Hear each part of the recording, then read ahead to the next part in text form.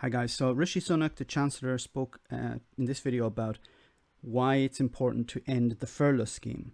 Now he talks about how good the furlough scheme is, and I agree with him. It was the perfect response, almost perfect response. I'll come to that later. To the unemployment issue or the jobs issue surrounding the pandemic. Now he's deciding to end it, and I think that's a problem. But let's hear what he had to say.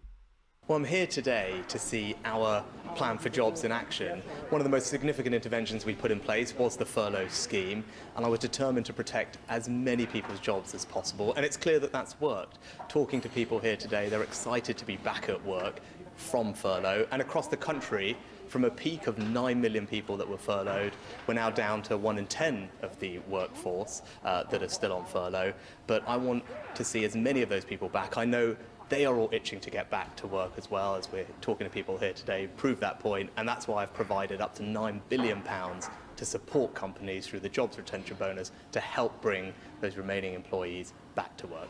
It's clear that the furlough scheme has worked in protecting millions of people's jobs, but as the numbers today show, I wouldn't be being honest with people if I pretended that it was always going to be possible for people to return to the job that they had. Now, in terms of helping those people, I don't think the right thing to do is to endlessly extend furlough. Now, the problem with this approach about ending the furlough scheme is that you're telling the fire brigade to stop pumping water into the burning building before the fire has been put out. At the moment, we're starting to see a spike in new cases. We're not going to see the full impact of that for a number of weeks now, but cases are rising in the UK and around Europe as well. This means that there's a risk of more local lockdowns, and there's also the risk of a national lockdown. Now, you're taking away the furlough scheme when there's still a risk that it may be necessary to impose another lockdown. So will that mean that you will have to reintroduce another furlough scheme? In Germany, for example, they are extending their furlough scheme until the end of 2020, at the end of this year and the beginning of 2021. I think this is a better approach. Wait and see. Wait until you're sure that we have defeated this pandemic. Let's see if it's safe for people to return to work. Now, the problem is that in some places, it's not safe yet for people to return to work. In some places, it's almost impossible to make them COVID secure. And in other places, even if they are COVID secure, many people will still be laid off. So I'll give you an example. Someone could have run a restaurant. In this restaurant, they want to make it COVID secure. So what do? They have to maintain social distancing. So they would have fewer tables. If they have fewer tables, that means they have fewer customers. If they have fewer customers, that means they will need fewer staff.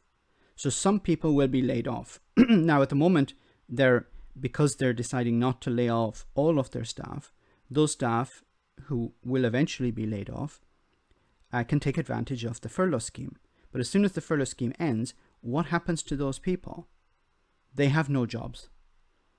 Now, you can talk about retraining, but if you're a waiter, what do you retrain as? You know, you can retrain as a programmer, you can train as something else, but this is just a stopgap measure. It's not retraining can work in certain sectors, but you can't retrain everyone, because the number of jobs that we're going to see in the future are going to decrease because of the pandemic and because of other ways society is changing. I said before, more and more people are working from home. That's because companies have realized that they can save a lot of money. They're able to monitor their staff much better if they're working from home. Ironically, it's easier for companies to monitor their staff if they're working from home, because they log into a system and their hours are checked. If they're in the office, they can wander off and have a coffee or spend 20 minutes in the toilet. it's actually, many companies prefer their staff to work from home. They save money on rent for buildings, costs related to those buildings, insurance costs. In a number of ways, they're actually able to save money. So they're not they're asking people not to come back to the office. In many cases, they're reconsidering whether to actually rent office space at all, or at least downsize the office space. So, of course, that has a ripple effect in the economy. If people are not coming into the city centre, for example, they're not spending money in bars or restaurants or sandwich bars or whatever. And those sandwich bars or restaurants, they don't need as many staff as before. So those staff will be laid off. We need to approach this in a different way.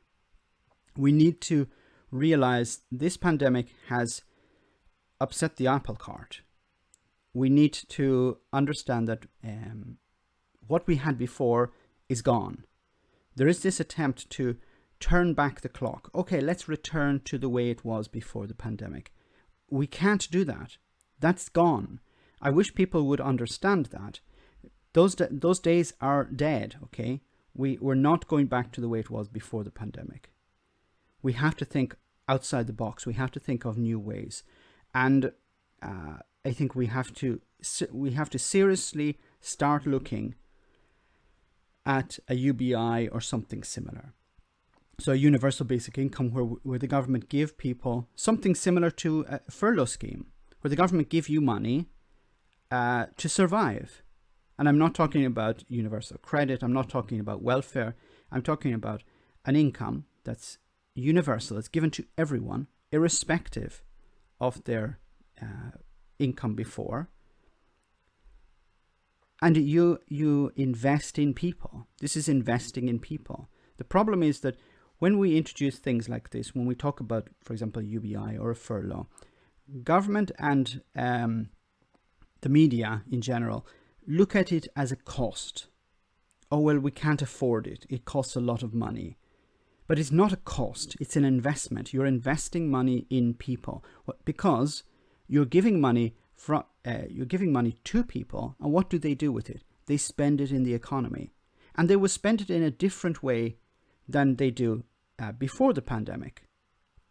You know, before the pandemic, you spend the money you have in your pocket in a sandwich bar or whatever in the city centre or where you work. But if you're able to work from home, you're able to organize your time, and maybe you will actually spend the money that you normally would spend in the city centre in your town, which will actually create more employment for the local community there.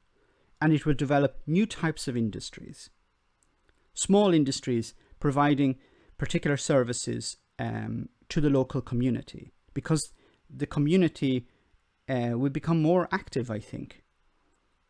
There will be more interaction with people in the local community instead of people abandoning their homes, their little villages or whatever, and traveling to large cities to work. They'll be working from home and they'll be spending more time with their family, but also with people in the local area, which I think will help develop that local economy. But we have to look at it in a different way. We can't return to the past. I wish politicians and people in the media and people with a certain amount of power would understand this. The pandemic changed everything, and we're not going back to the way things were before. Let me know in the comment section, guys, what you think. As always, your comments are greatly appreciated. Thanks a lot.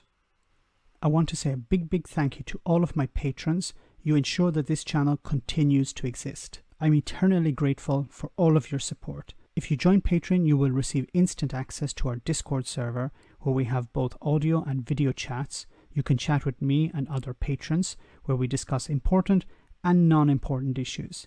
Becoming a patron per month costs about the same as a large coffee, so why not check it out?